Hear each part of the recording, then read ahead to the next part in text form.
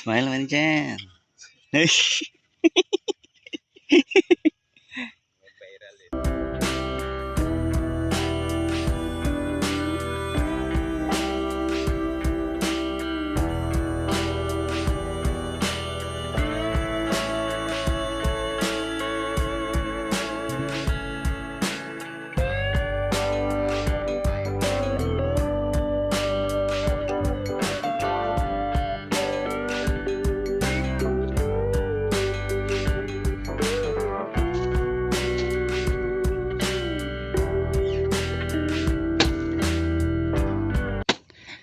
Magandang araw po mga ka-farmers. So welcome po ulit dito sa ating channel, no.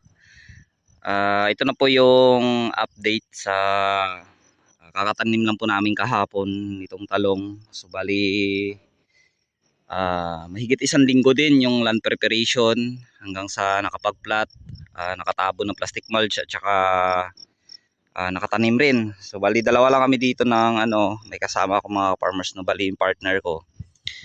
So yung natanim namin 1,500 kapuno.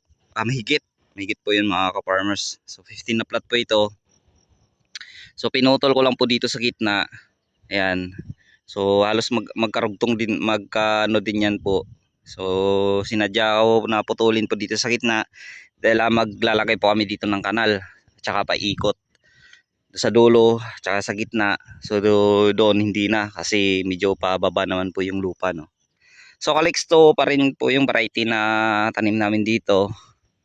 At bali bukas ito maglalagay na po kami ng abono. At yung karugtong nito, tanim ako ng konting sili at saka sili labuyo at saka sili panigang, no. Dahil yung budget natin sa punla ay nasa 1,500 mahigit lang. Kaya hindi po ito na puno, kaya dinugtungan po namin ng sili. Yung variety po ay Laba F1.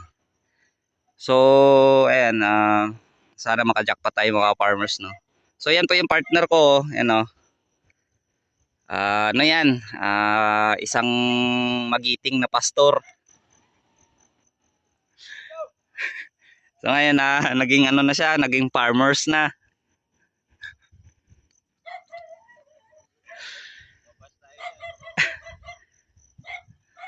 Yan.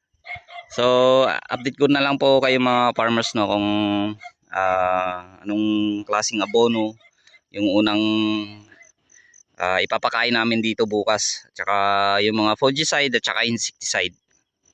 So yun lang po muna sa ngayon mga ka-farmers.